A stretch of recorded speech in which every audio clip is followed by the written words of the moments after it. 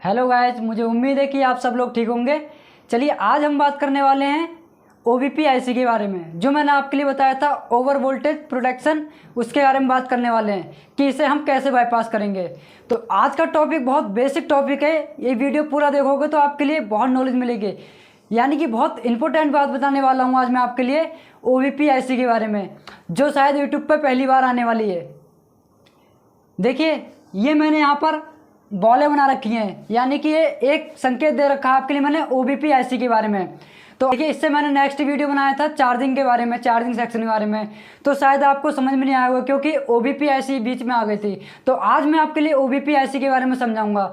Video कुछ लंबा हो जाता है तो आप पूरा वीडियो देखिए, जिससे कि आपके लिए बहुत अच्छे से समझ में आ जाए। और अगर आपने हमारे चैनल को सब्सक्राइब नहीं किया होगा तो सब्सक्राइब जरूर कर लेना, जिससे कि आपके लिए नए नए नोटिफिकेशन मिलते रहें। देखिए, हमारी ये क्लास बिल्कुल फ्री क्लास चल रही है। मैं इसके बदले आपके लिए आपसे कुछ भी नहीं ले रहा हूँ, क्योंकि एक प्रकार से देखा जाए तो बिल्कुल फ्री क्लास है। तो आप मुझे सपोर्ट कीजिए, जिससे कि मैं आगे भी ऐसी वीडियो बनाते रहूँ। देखिए, अभी हमारी OBP IC हो गई, मैंने ये OBP IC बना रखी है, ठीक है। अब जहाँ हम चार्जिंग जैक लगाते हैं, यहाँ हमारा चार्जिंग जैक आता है, ठीक है, जो कि 5 पिन का होता है। मैंने आपके लिए इससे नेक्स्ट वीडियो में बताया था। तो ये हमारा 5 पिन का जो चार्जिंग है होता है, यहाँ पे हमें मिलते हैं 5 वोल्ट। जो हमारा प्लस वाला होता है, एक तो होता है हमारा GND, ठीक है, और एक हमारा प्लस वाला होता है, एक हमारा प्लस वाला होता है, ठीक है।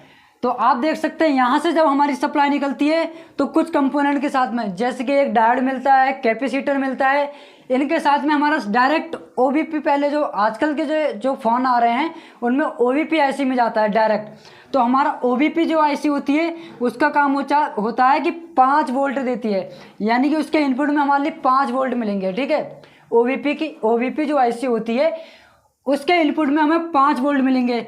और जब अगर हमारी OBP IC ओके होगी, ठीक है, तो हमारी आउटपुट जो होती है उसमें भी हमारे लिए 5 वोल्ट देगी OBP IC, ठीक है। अब यहाँ इन में 5 वोल्ट आ गए, आउट में 5 वोल्ट आ गए। अब ये काम कैसे करते हैं, ठीक है। यहाँ से 5 वोल्ट जो हमारे निकलते हैं वो निकलते हैं PMI IC में, ठीक है। अब ये हो गए हमारे PMI IC।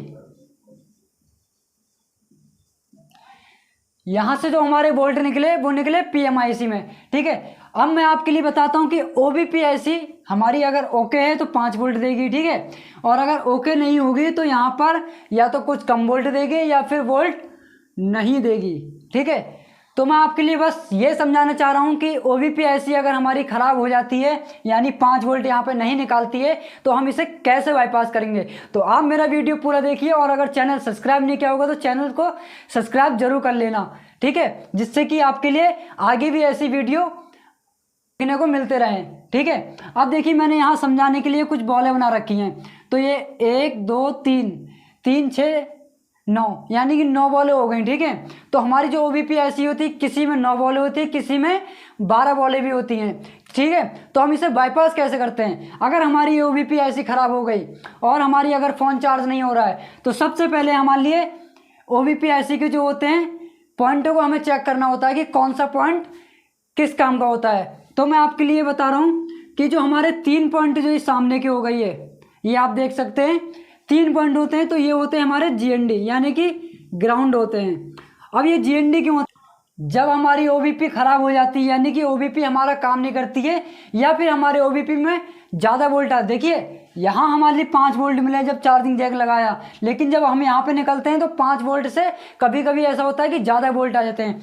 तो ये GND होता है जो अपने आप में समर्पित कर लेता है, यानी कि ज़्यादा वोल्ट आते हैं वो GND में, यानी ग्राउंड में चले जाते हैं, ग्राउंड में चले जाते हैं, ठीक है। तो आप देख सकते हैं जो हमारे अगर ज़्यादा वोल्ट आए, यानी 5 वोल्ट की हमें ज़रूरत है, तो 5 ही वोल्ट यहाँ पे हमारे लिए देगा। बाकी जो आगे के वोल्ट आ जाते हैं, यानी ज़्यादा वोल्ट आ जाते हैं, 9 वोल्ट आ जाते हैं या 10 वोल्ट आ जाते हैं, तो ये GND हो जाते हैं, यानी ग्राउंड में चले जाते हैं। बाकी इसी में हमारे इन होते हैं और इसी में हमारे आउट होते हैं। अब इन कैसे होंगे हम और आउट कैसे होते हैं। देखिए, हमारी जो ये 3 बॉल हो गई, आप देख सकते हैं ध्यान से, ये हमारे इन हो गए, यानी कि जब आप यहाँ पे चार्जिंग लगाओगे तो आप मल्टीमीटर से चेक करोगे IC हटाने के बाद, तो यहाँ पे आपके लिए 5 वोल्ट मिलेंगे, ठीक है।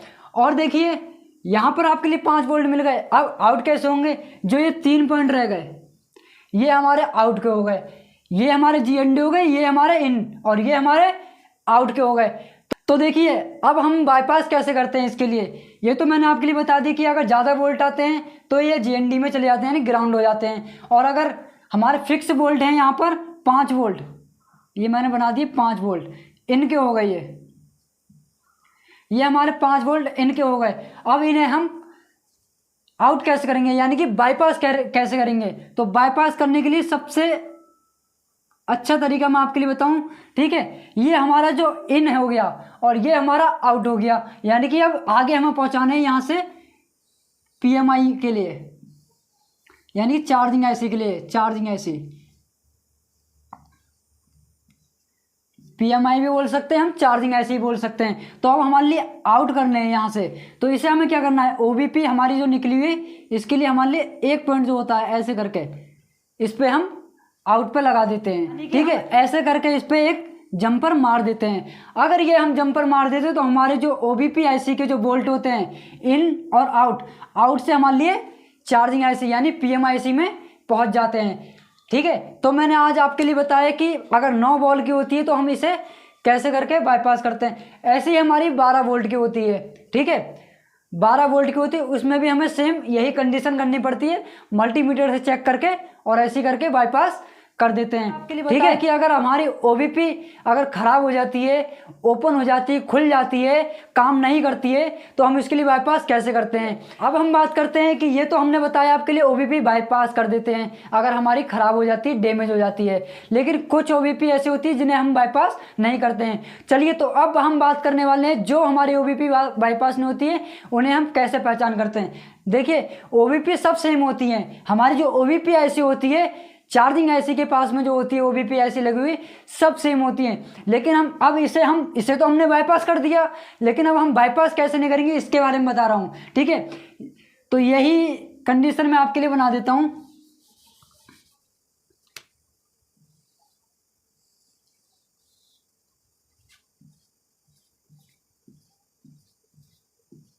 आप देखिए बॉर्नियो हार्डवेयर सॉल्यूशन में या बॉर्नियो में या स्मेटिक से हम चेक कर सकते हैं कि अगर इसमें ईएन सिग्नल आ रहा है तो हम उसे बाईपास नहीं कर सकते हैं, ओबीपी आईसी को हम बाईपास नहीं कर सकते हैं। सीधी सी बात है, अगर हमारा किसी सीपीयू या पीएमआईसी से ईएन सिग्नल आ रहा है तो हम उसे बाईपास नहीं करेंगे, और अगर हमारा जिस ओबीपी आईसी में हमारा ईएन सिग्नल नहीं आ रहा है उसे हम बाईपास कर देते हैं। देखिए हमारा वीडियो थोड़ा लंबा हो जाता है, लेकिन अगर आप पूरा वीडियो देखते हैं हमारा तो आपके लिए बहुत ही अच्छी जानकारी मिलती रहेगी। अगर आपने हमारे चैनल को सब्सक्राइब नहीं किया है अभी तक तो ज़रूर आप मेरा चैनल सब्सक्राइब कर लीजिए, जिससे कि आपके लिए बहुत ही बेसिक से एडवांस तक की क्लास आपके लिए फ्री में मिलते रहे, ठीक है।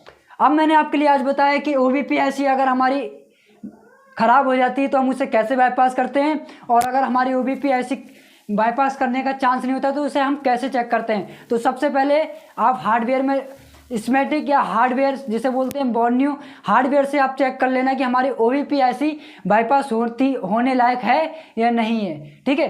तो मुझे उम्मीद है कि आपके लिए वीडियो ज़रूर अच्छा लगा होगा। तो अगर अच्छा लगा है तो आप मेरे वीडियो को लाइक शेयर और कमेंट ज़रूर कर देना।